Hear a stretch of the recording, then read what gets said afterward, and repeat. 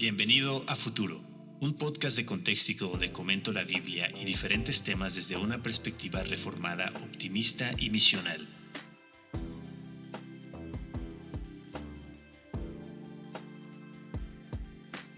Prepárate para una perspectiva del futuro que te cambiará el presente. Hey, ¿qué onda, banda de Contextico? Bienvenidos a este segundo episodio del podcast Futuro. Parece que hubo una buena respuesta de la audiencia por aquí en YouTube sobre todo, pero bueno, también puedes escucharnos en Spotify o en Apple Podcasts, donde te guste más. Estoy contento de saber que a mucha gente le gustó la idea, quizás a otros no tanto y a otros les parece como interesante o otros están curiosos de saber qué es lo que vamos a estar hablando o más bien qué es lo que voy a estar hablando a través de este podcast. Solo quiero hacer una última aclaración antes de entrar directamente ya a un contenido como tal del podcast. Es que este podcast, yo sé que la tendencia es pensar que se va a tratar completamente de escatología, pero mi punto no es tanto hablar de escatología o definir lo que es mi escatología, sino más bien llevarte a entender que tu escatología importa y que tu escatología marca la manera en la que vives tu presente y la escatología conduce mi vida, o la teología voy a decirlo, pero dentro de la teología está la escatología.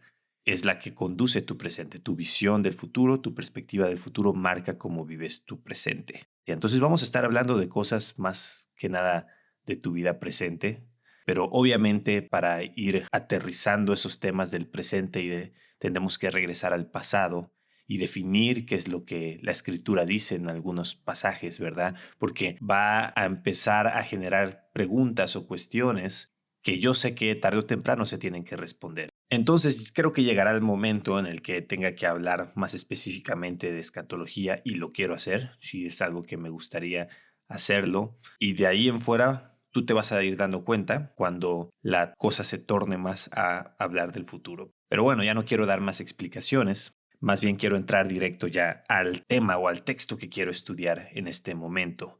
Y como dije la semana pasada, quiero regresarme al principio. Quiero ir a la mera base de nuestra fe. Si nosotros queremos tener una percepción, una perspectiva o una correcta comprensión o de lo que esperamos sobre el futuro, tenemos que empezar con la base y la base es lo que creemos del pasado, lo que creemos del comienzo. Y de ahí nace todo, de ahí nace nuestra teología. Nuestra teología se basa en Génesis 1:1. Y puede parecer tan simple, tan sencillo decirlo, pero te vas a dar cuenta y quiero tratar de llevarte otra vez a este texto que yo sé que te lo sabes de memoria. Es uno de los versículos que más nos aprendemos de memoria, Génesis 1:1. En el principio creó Dios los cielos y la tierra. Quiero repetirlo.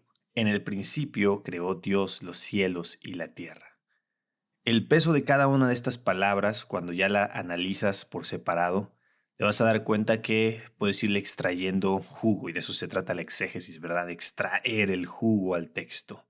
En el principio, Dios creó los cielos y la tierra. ¿Qué es el principio? Podríamos empezar por ahí, preguntarnos qué es el principio. De una manera sencilla, yo lo podría definir como el principio absoluto, el comienzo de la historia, el principio del tiempo mismo. De hecho, la palabra que aparece como principio es Bereshit, que significa inicio absoluto. Y lo que significa esta palabra es que esto es el comienzo de todo. De hecho, creo que el punto de Moisés, cuando empieza a contarnos esta narración, es que esto es el comienzo no de Israel, sino del universo, de la humanidad. Esto concierne a todos, no concierne solo al pueblo de Israel, esto concierne a cada uno de nosotros porque es el principio de todo. Antes de esto no hay nada, es un inicio absoluto. Y luego otro punto importante que yo puedo ver aquí es que también es el comienzo de una narrativa. Moisés va a empezar a narrarnos algo. Así comienzan las historias. Cuando alguien quiere contar una historia, comienzas ubicándote en un espacio-tiempo, ¿verdad? Y ese es el espacio-tiempo en el que nos ubica Moisés. En el principio, Moisés quiere situarnos en un tiempo y espacio literales. Y aquí entonces empieza una cuestión, ¿verdad? Que por ahí hicimos una publicación en redes sociales de Contextico de la interpretación de los 6 días literales en contra de tantas interpretaciones que hoy en día existen. Y mucho tiene que ver con esto, con cómo definimos el género que nos está narrando Moisés, o el género en el que está escribiendo Moisés, perdón, ya estoy diciendo ahí redundando, porque él, al final de cuentas, la forma en la que Moisés está escribiendo esto no es más que narrativa. Moisés va a empezar a contarnos la historia del mundo, la historia de la humanidad, la historia de Dios. Y en esta narrativa cuenta mucho cómo tomamos estas palabras, estas frases. Entonces está ubicándonos Moisés en un espacio-tiempo literales. ¿Y por qué? Porque nos quiere contar esta historia, nos quiere contar que la creación es definida e intencionada, tiene un propósito, tiene un comienzo. Hay un momento definido, ¿verdad?, en el que comienzan las cosas y al tener un comienzo quiere decir que hay una intención también, hay un propósito en esta creación. Y entonces esto nos lleva al sujeto de la acción o al personaje principal, a la persona principal que está detrás de todo esto. El único que sí estaba en el principio y antes del principio, en el principio, Dios. Y está Moisés escribiendo la palabra Elohim. De hecho, esta palabra Elohim es una palabra en plural. Muchos comentaristas toman de esto para decir que probablemente esto era una revelación divina ya de la Trinidad. Y creo que sí. No me atrevo a asegurarlo completamente. No sé si Moisés tenía realmente eso en mente, pero por lo menos puedo decir que Dios sí ya nos estaba arrojando o estaba arrojando luz acerca de la Trinidad o revelándose como el Dios trino. Elohim. Elohim significa el Dios omnipotente, el Dios autosuficiente, el Dios trascendente.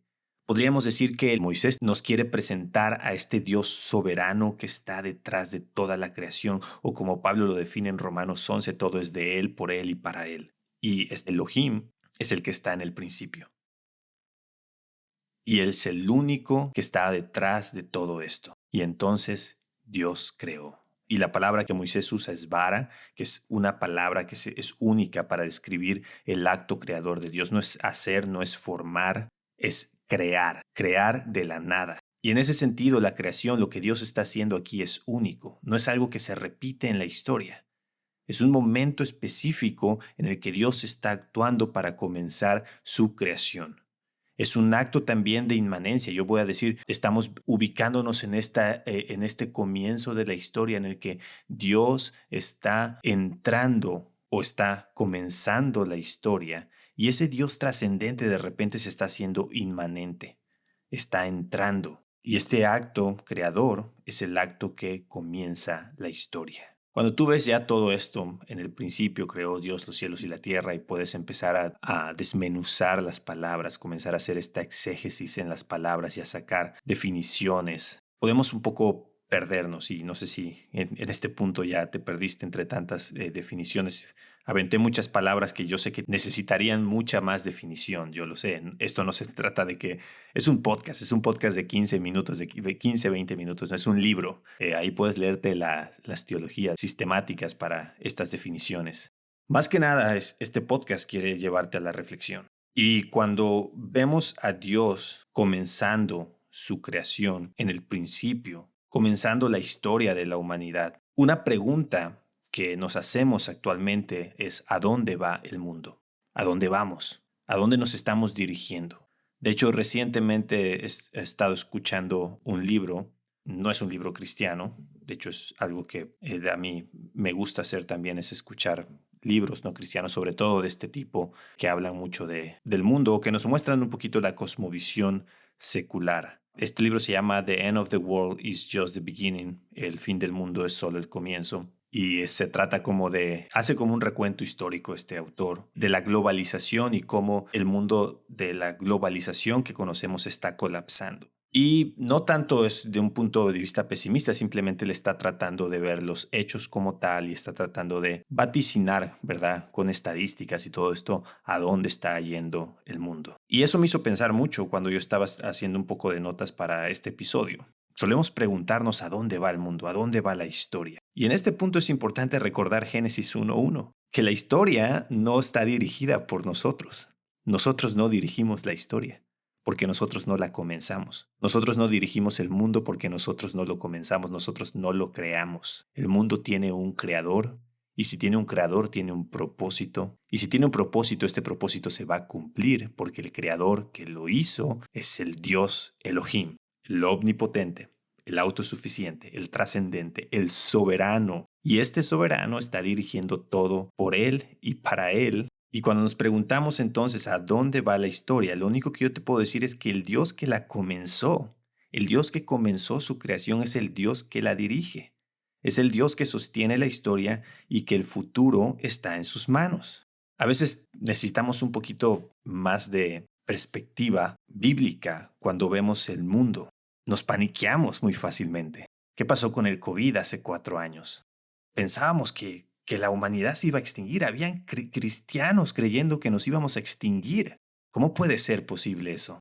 Perdemos rápidamente en el mundo de noticias, de redes sociales, de todo lo que pasa a nuestro alrededor. Perdemos rápidamente la perspectiva que hay un Dios que en el principio creó Dios los cielos y la tierra. ¿Y tú crees que los creó para echarlo a la basura? Y yo sé, vamos a llegar a la historia de la caída y tendremos que hablar de la caída y las causas de la caída y todo eso. Pero déjame adelantarme bastante.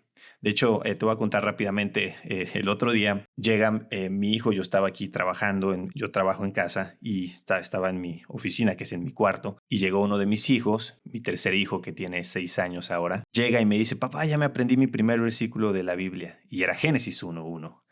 Y me dice, en el principio Jesús creó los cielos y la tierra. Y le aplaudí, lo felicité y fui con mi esposa, porque mi esposa le había estado enseñando el versículo y le dije, mira, le digo, Jonathan tiene mejor teología que muchos, porque Jonathan entiende bien que Jesús es Dios. Y sin saber Juan 1:1, ¿verdad? Que en el principio ya existía el verbo y el verbo estaba con Dios y el verbo era Dios. Y en el principio estaba con Dios y todas las cosas fueron hechas por medio de Él y sin Él nada de lo que ha sido hecho fue hecho. Mi hijo está entendiendo muy bien que Jesús es Dios y que si Jesús es Dios, entonces Él es el creador. Y todos sabemos Juan 1:3. También lo sabemos muy bien, lo conocemos muy bien. Pero me encanta porque Juan lo que va a hacer en su evangelio es contarnos la nueva creación. Es contarnos la redención de ese mundo que se echó a perder con el pecado. Y ahora Jesús, el Dios creador, otra vez se hace inmanente para restaurar su creación. Y luego Pablo hace un comentario que nos puede dar un poco más de luz a esto en Colosenses 1, donde habla de Jesús, que Él es la imagen del Dios invisible, el primogénito de toda la creación, el principal de la creación, porque en Él fueron creadas todas las cosas, tanto en los cielos como en la tierra, visibles e invisibles, ya sean tronos o dominios o poderes o autoridades. Todo ha sido creado por medio de Él y para Él, y Él es antes de todas las cosas. Y esta parte solemos olvidarla muy fácilmente, y en Él todas las cosas permanecen o subsisten o son sostenidas. Jesús sostiene la creación. Jesús sostiene la historia. ¿Por qué? Porque Él vino al mundo precisamente a eso, a hacer una nueva creación, como un nuevo Adán. Y por eso aquel himno o coro antiguo, porque Él vive, que dice que el futuro es suyo. En inglés este himno dice, He holds the future, es decir, Él sostiene el futuro con sus manos. El futuro es suyo, lo decimos, lo cantamos en español. Otra forma también de decirlo. Jesús tiene el futuro en sus manos, porque Él es el Dios creador. Él es quien creó todo y no creo, y por eso creo en esta escatología optimista, es porque creo que Jesús está restaurando el mundo, está restaurando su creación, porque en el principio Él creó los cielos y la tierra. Y aunque el pecado vino a destruir esa creación, otra vez el mismo Dios entró a su creación y entró para restaurarla. Y bueno, ese es el episodio de hoy. Espero que te haya gustado. Compártelo si te gustó para que otros se puedan llenar un poquito de esperanza, de optimismo. A todos nos hace falta un poco de eso y no nos creamos todo lo que nos dicen las noticias. No nos creamos todo. Vayamos a la Escritura y que nuestra cosmovisión del mundo esté basada en el Dios que creó los cielos y la tierra. Nos vemos en el siguiente episodio.